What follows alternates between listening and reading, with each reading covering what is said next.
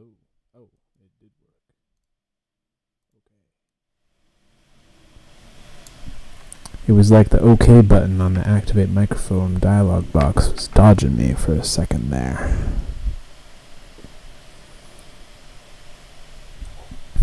I forgot to do the pre-fade up mic check.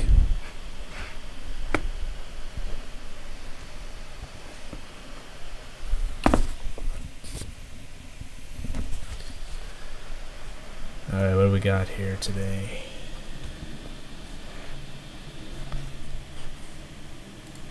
Chapter 27. Oh. Maybe I already changed. 5 through 27. Oh, okay.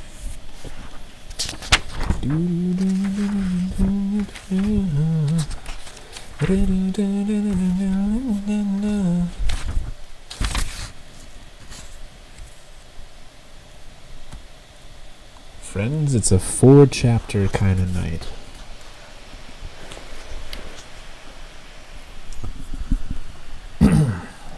Looks like.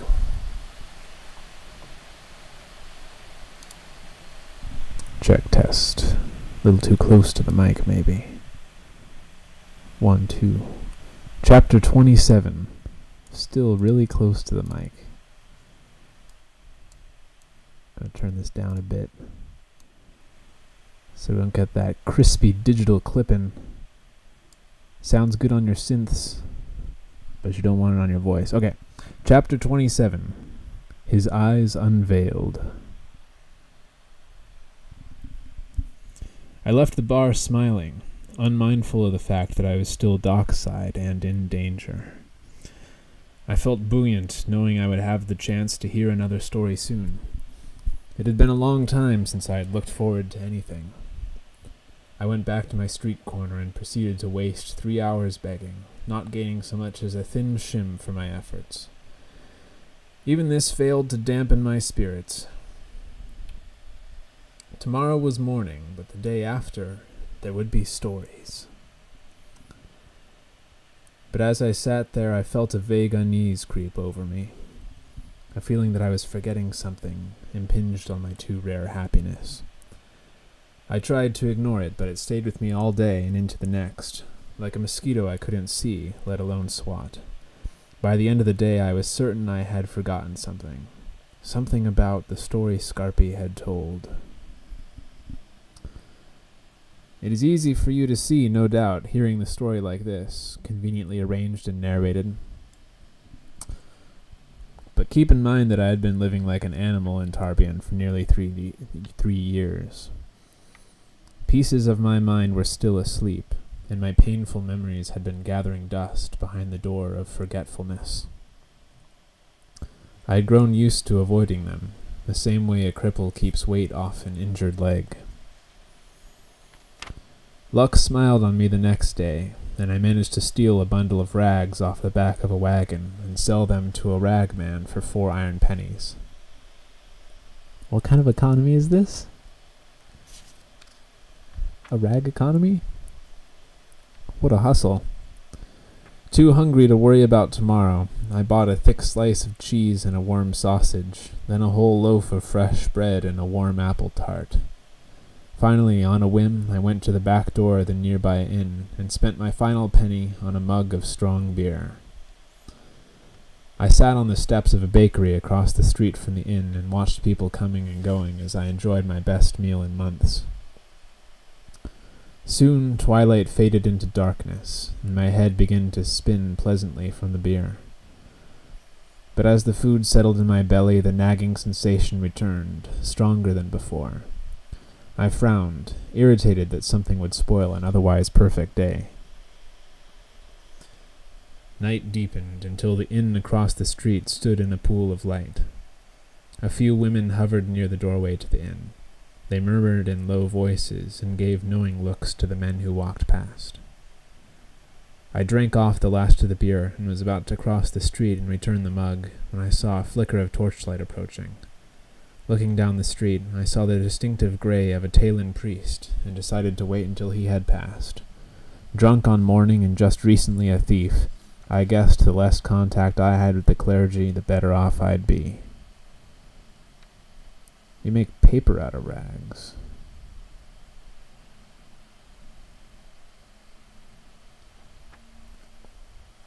It's weird. Guess they're fibrous.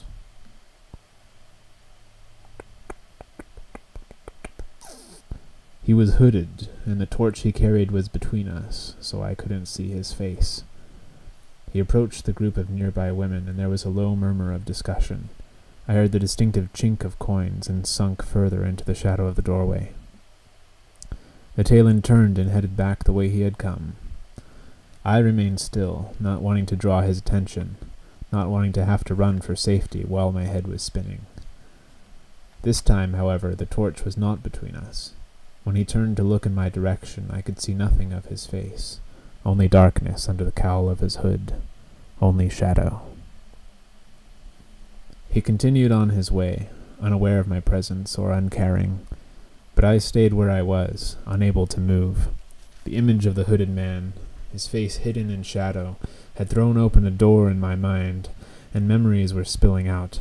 I was remembering a man with empty eyes and a smile from a nightmare, remembering the blood on his sword. Cinder, his voice like a chill wind. Is this your parents' fire? Not him, the man behind him, the quiet one who had sat beside the fire, the man whose face was hidden in shadow, Haliax. This had been the half-remembered thing hovering on the edge of my awareness since I had heard Scarpy's story. I ran to the rooftops and wrapped myself in my rag blanket. Pieces of story and memory slowly fit together. I began to admit impossible truths to myself. The Kandrian were real. Haliax was real. If the story Scarpy had told was true, then Lanra and Haliax were the same person. The Kandrian had killed my parents, my whole troop. Why? Other memories bubbled to the surface of my mind. I saw the man with black eyes, Cinder, kneeling in front of me, his face expressionless, his voice sharp and cold. Someone's parents, he had said, have been singing entirely the wrong sort of songs. They had killed my parents for gathering stories about them. They had killed my whole troop over a song. I sat awake all night with little more than these thoughts running through my head. Slowly I came to realize them as the truth. What did I do then? Did I swear I would find them, kill them for what they had done? Perhaps. But even if I did, I knew in my heart it was impossible. Tarbian had taught me hard practicality. Kill the Kandrian? Kill Lanra? How could I even begin? I would have more luck trying to steal the moon. At least I knew where to look for the moon at night. But there was one thing I could do. Tomorrow, I would ask Scarpy for the real truth behind his stories.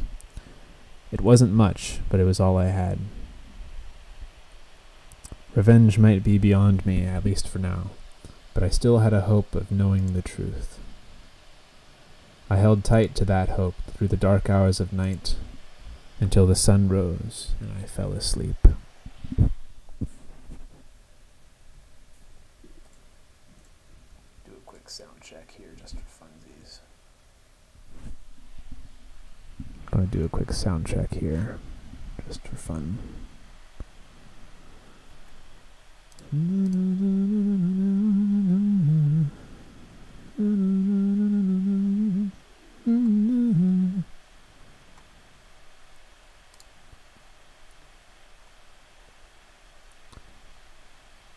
Have to refresh.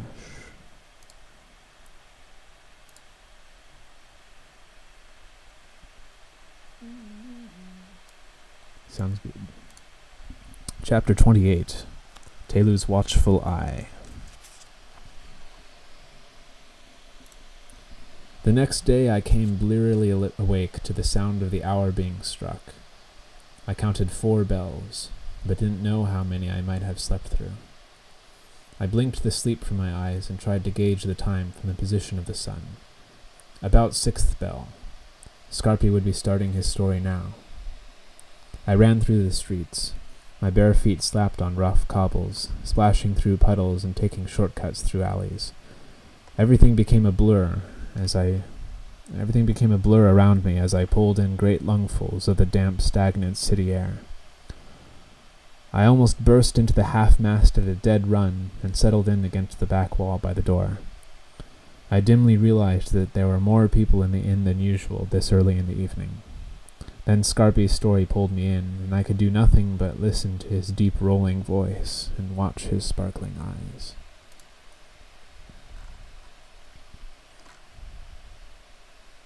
Ooh. That's interesting.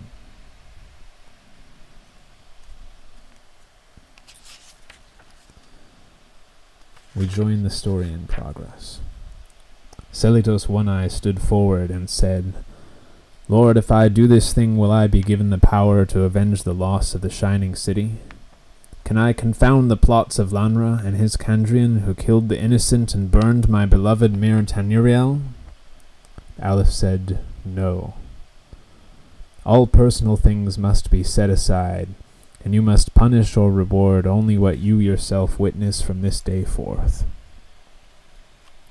Selitos bowed his head.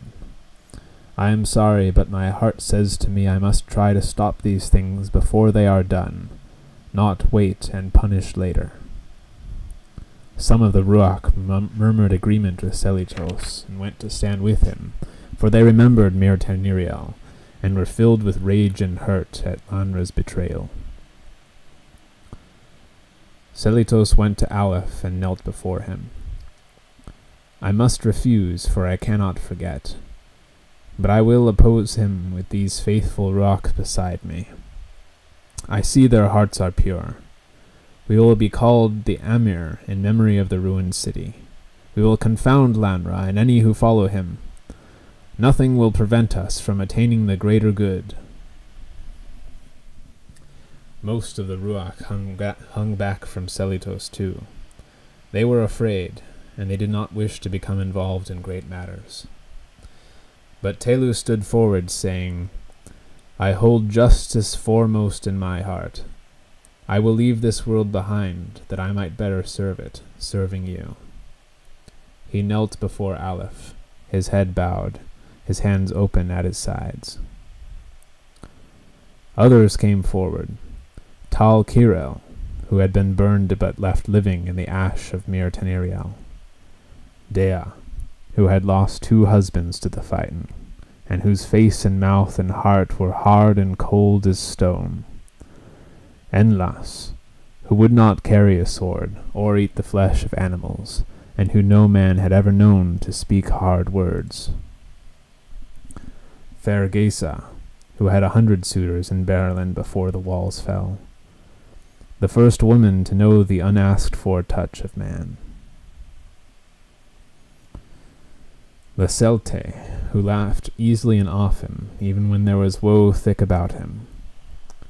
Imet, hardly more than a boy, who never sang and killed swiftly without tears.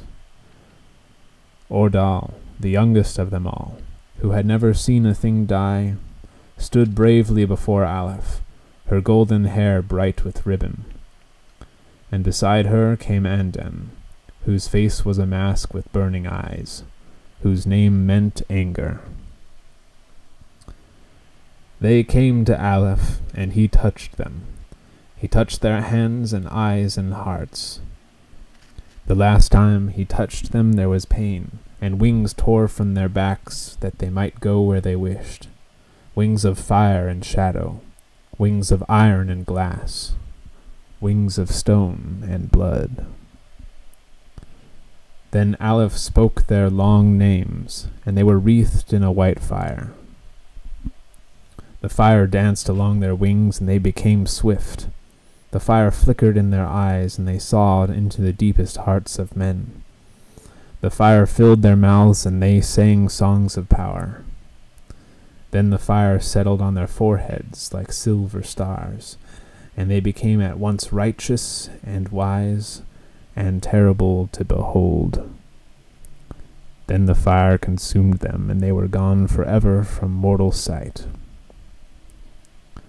None but the most powerful can see them, and only then with great difficulty and at great peril. They mete out justice to the world, and Telu is the greatest of them all. I have heard enough." The speaker wasn't loud, but he may as well have shouted. When Scarpy told a story, any interruption was like chewing a grain of sand in a mouthful of bread. That's good. From the back of the room, 2 men in dark cloaks came toward the bar, one tall and proud, one short and hooded. As they walked, I saw a flash of gray robe beneath their cloaks. Talin priests. Worse, I saw 2 other men with armor under their cloaks. I hadn't seen it while they were sitting, but now that they were moving, it was painfully obvious they were church strongmen.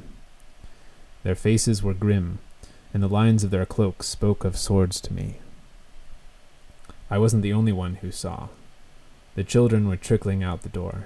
The smarter ones tried to appear casual, but some broke into a run before they got outside. Against common sense, 3 children stayed. There was a Keldish boy with lace on his shirt, a little girl with bare feet, and myself.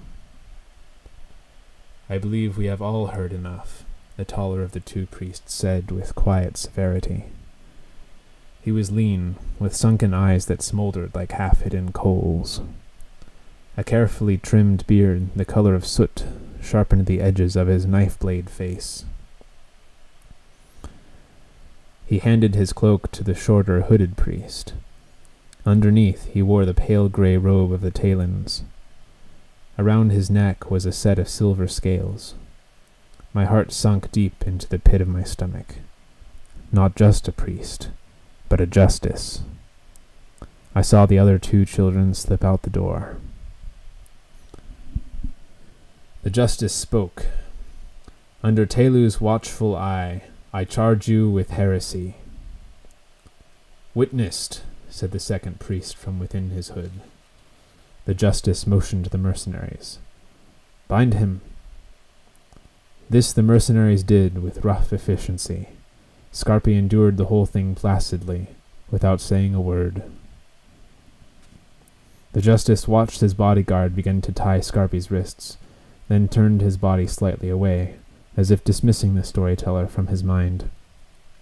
He took a long look around the room, his inspection finally ending with the bald, aproned man behind the bar. "Telu's blessing be upon you," the owner of the half-mast stammered explosively. "It is," the justice said simply. He took another long look around the room. Finally, he turned his head to the second priest, who stood back from the bar. "Anthony, would a fine place such as this be harboring heretics?" "Anything is possible, Justice." "Ah," the justice said softly, and looked slowly around the room, once again ending with an inspection of the man behind the bar. "Can I offer your honors a drink, if it please you?" the owner offered quickly.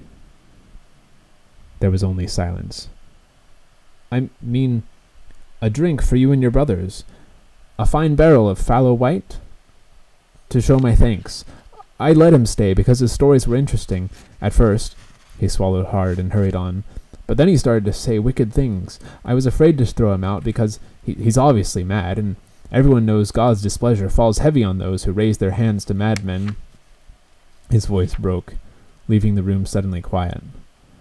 He swallowed, and I could hear the dry click his throat made from where I stood by the door. "A generous offer," the justice said finally. "Very generous," echoed the shorter priest. "However, strong drink sometimes tempts men to wicked actions." "Wicked," whispered the priest. "And some of our brothers have taken vows against the temptations of the flesh. I must refuse." The justice's voice dripped pious regret. I managed to catch Scarpy's eye. He gave me a little half-smile. My stomach churned. The old storyteller didn't seem to have any idea what sort of trouble he was in.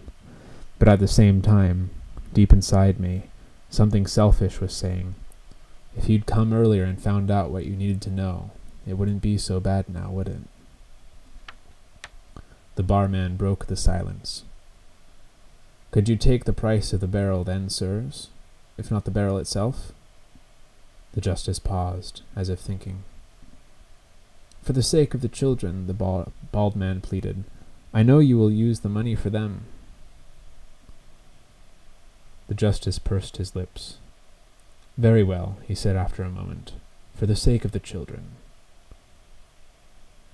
The shorter priest's voice had an unpleasant edge.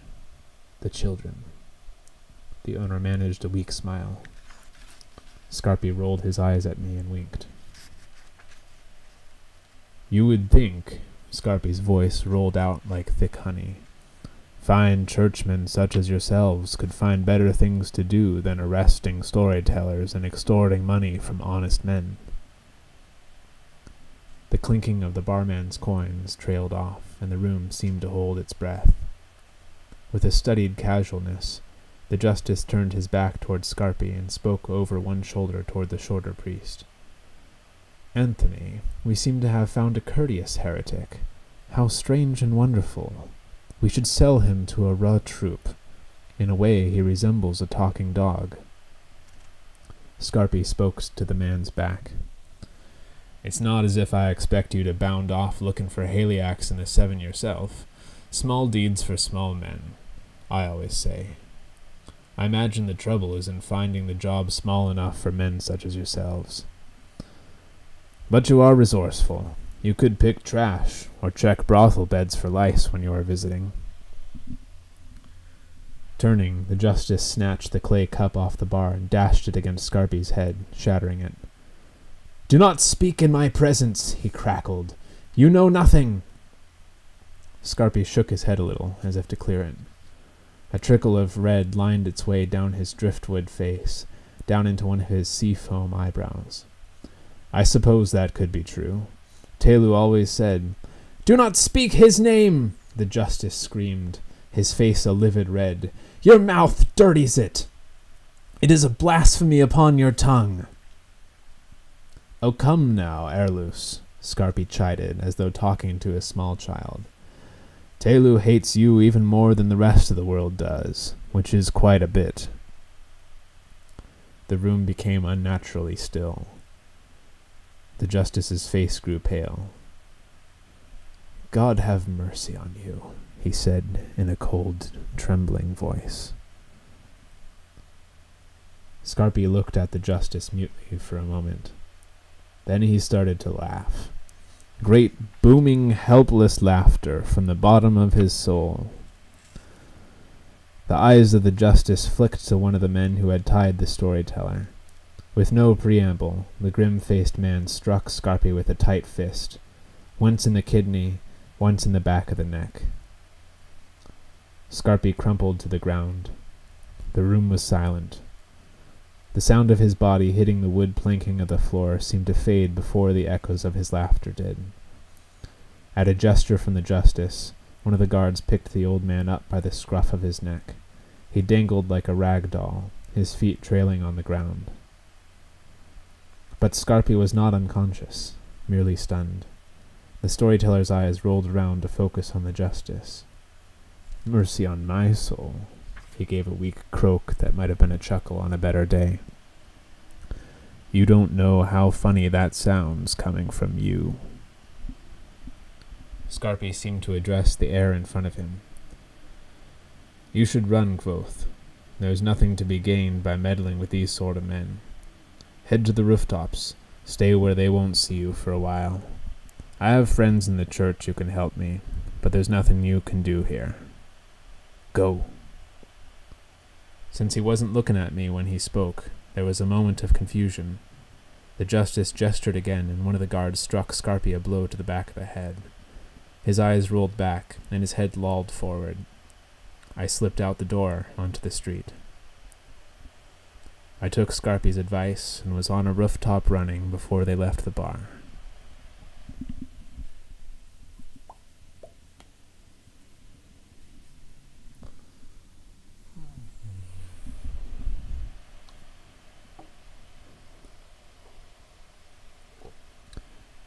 Chapter 29. The doors of my mind.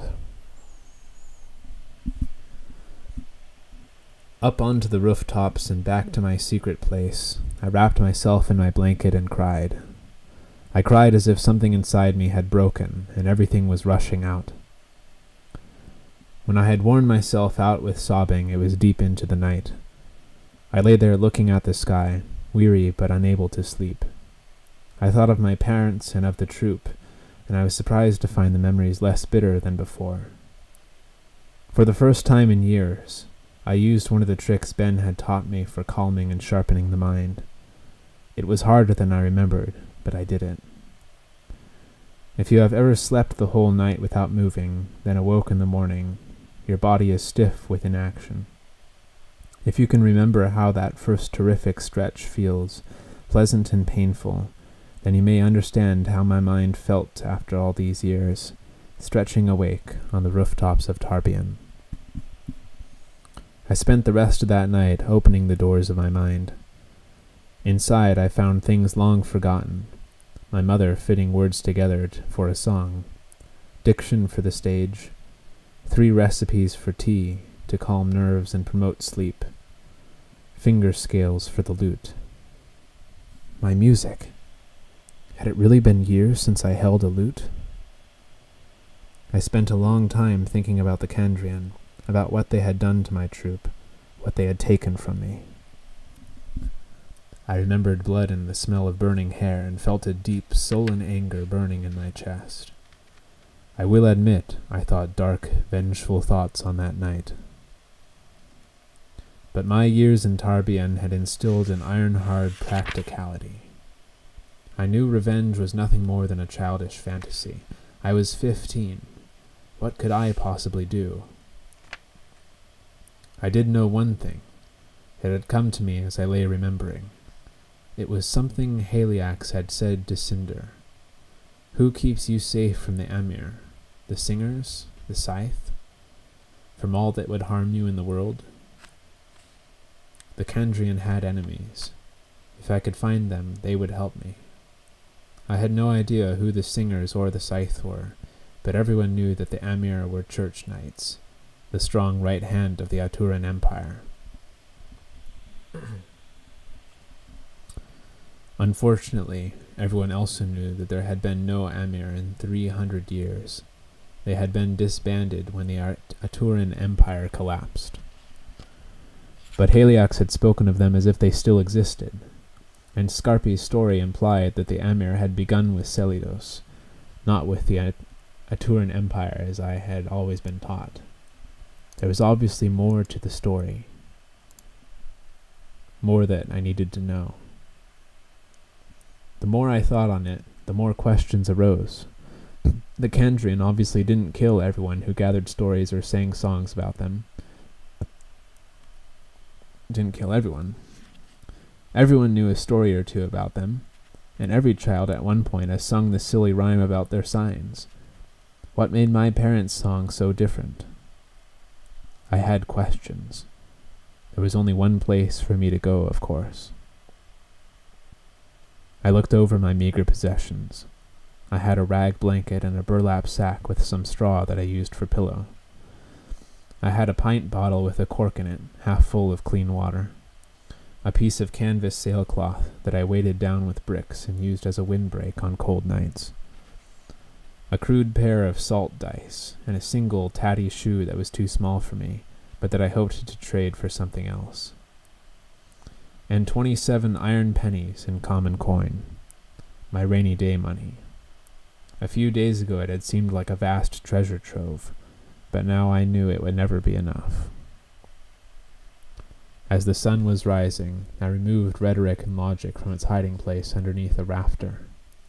I unwrapped the scrap of treated canvas I used to protect it, and was relieved to find it dry and well. I felt the smooth leather in my hands.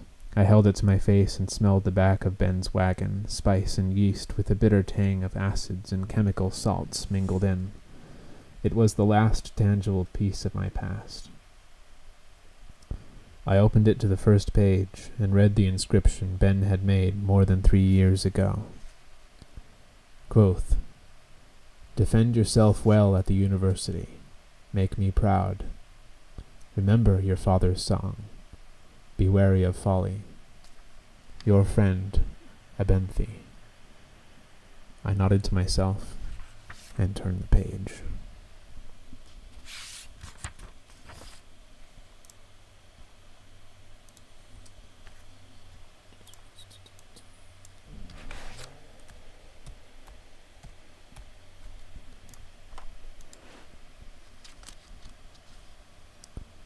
Chapter 30.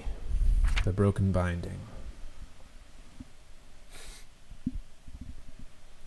The sign over the doorpost read, "The Broken Binding."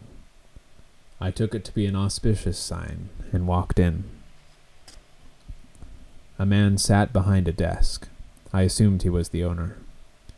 He was tall and reedy, with thinning hair. He looked up from a ledger, his expression vaguely irritated.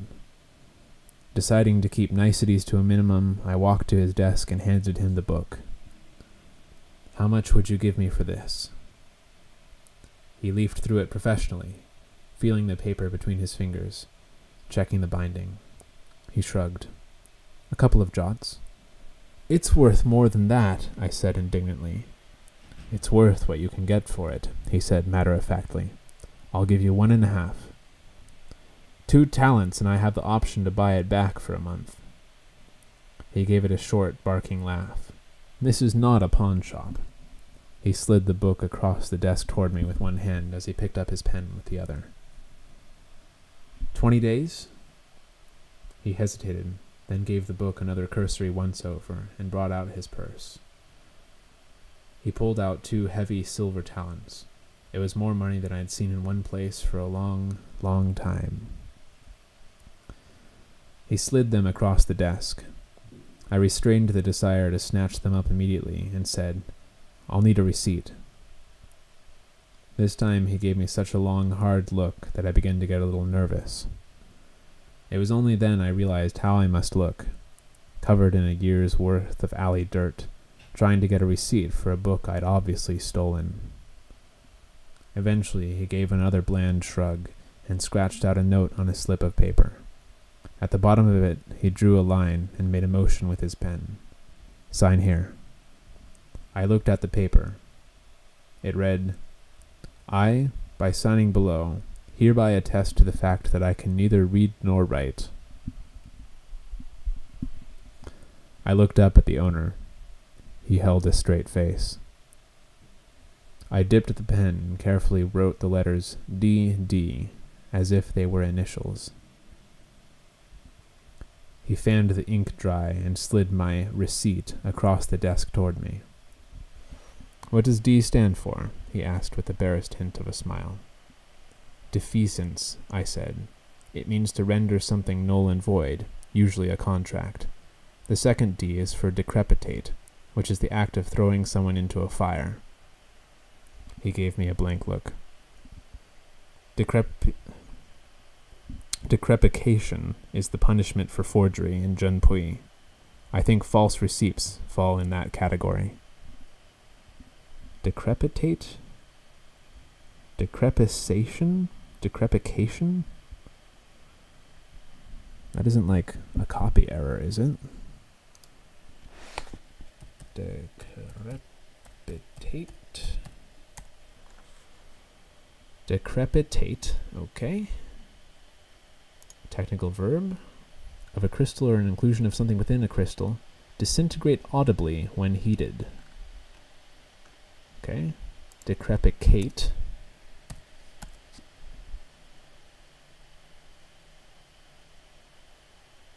Decrepication.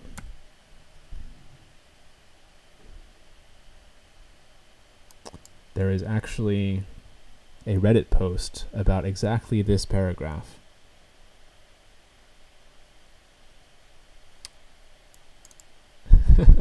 Someone noticing exactly the same thing. So he says decrepitate as the act of throwing someone into a fire. A few sentences later, he uses the word decrepication with a C in the middle. I noticed this and thought it should be either decrepitate to decrepitation or decrepicate to decrepication. So I turned to Google. Decrepicate is not a word. Decrepitate is a word, but it doesn't mean to throw someone into a fire. So is Rothfuss messing with us? Is it some archaic definition unknown to Google? And I would humbly submit that it's a screw-up.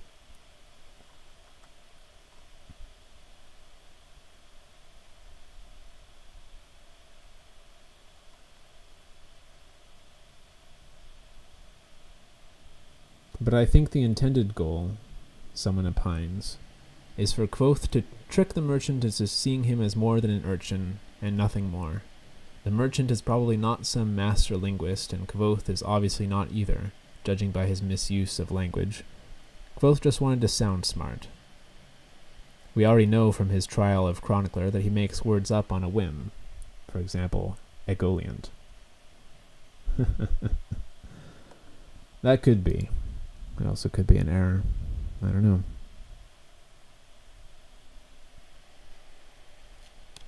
Welcome back, Mr. Krevik.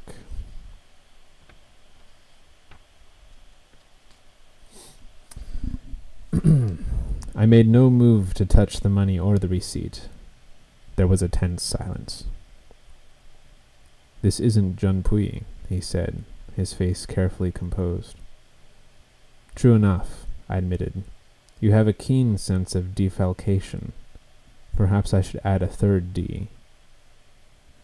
He gave another sharp barking laugh and smiled. You've convinced me, young master. He pulled out a fresh slip of paper and set it in front of me. You write me a receipt, and I will sign it. Okay. I think there was some mention of defalcation in this thread. So let me just make sure that that's a word. It's a fancy Latin-based word for embezzlement.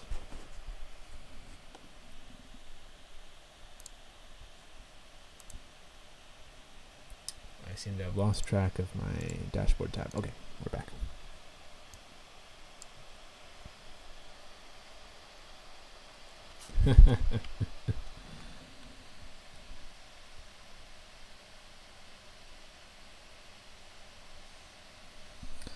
I took up the pen and wrote, I, the undersigned, do agree to return the copy of the book Rhetoric and Logic with the description to Quoth to the bearer of this note in exchange for 2 silver pennies, provided he present this receipt before the date. I looked up.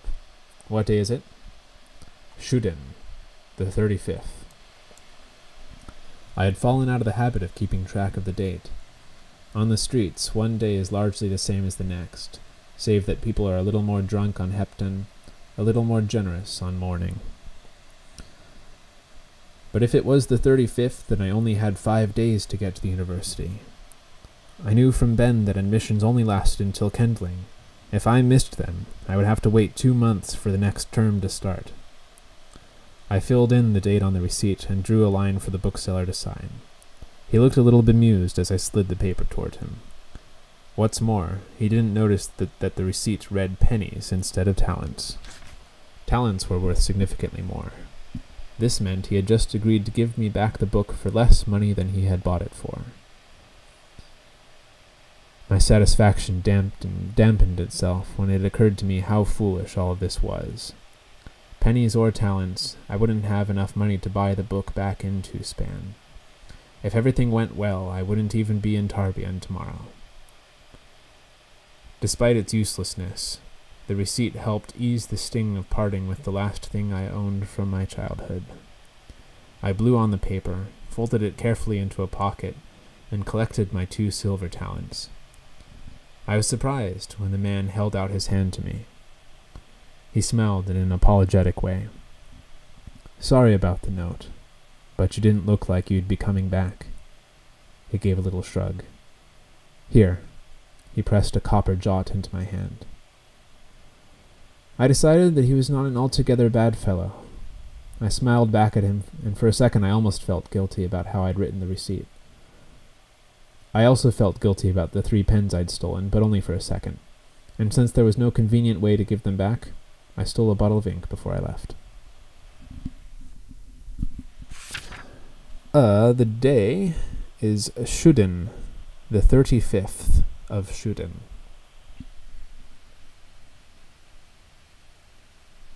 It's the 35th, and he only has 5 days to get to the university.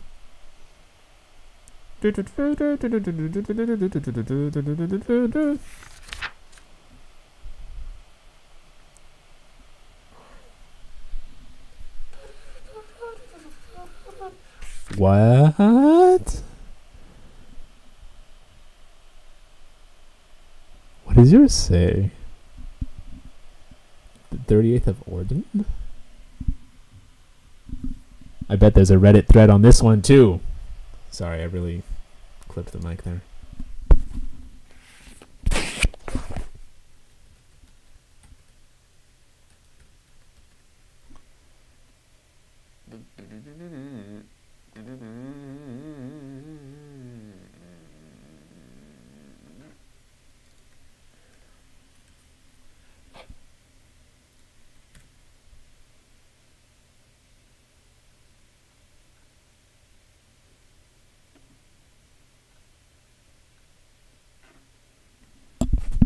Okay, well, there's nothing on it. That's very interesting.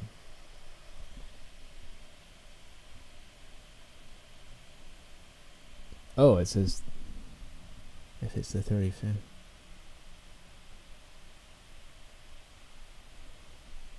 How did that error occur? Because what? Like, that's an actual month in his calendar.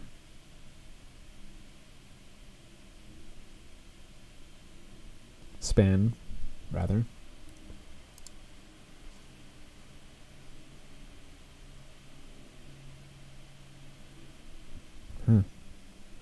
It's wacky.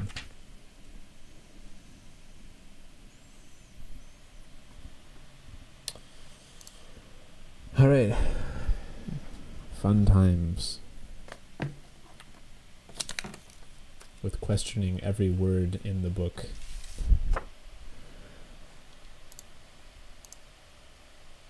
A span is 11 days, and I believe that they all have a name. Oh, mine's this version, paperback. Coming soon in hardcover. Woo! 2007. It is the first trade paperback printing in April of 2009. That's all I got.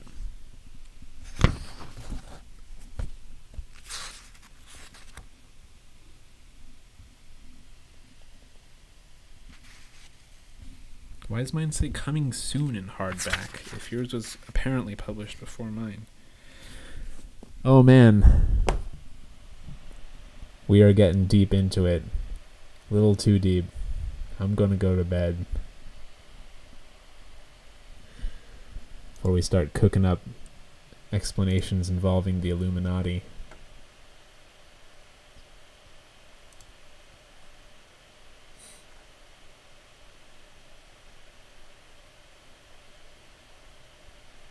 "11 days in a span, 4 spans in a month." Okay, so it's still months that are named. That makes 8 months in a year, and 359 days in a year, plus 7 days of high morning, which is pretty tight.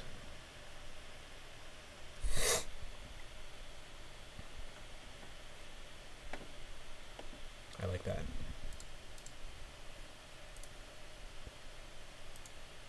It's got a nice poetry to it. Alright, good night, everyone. Nice, there's an Illuminati.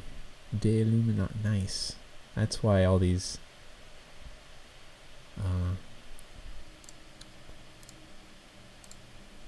highlight videos have Illuminati triangles on.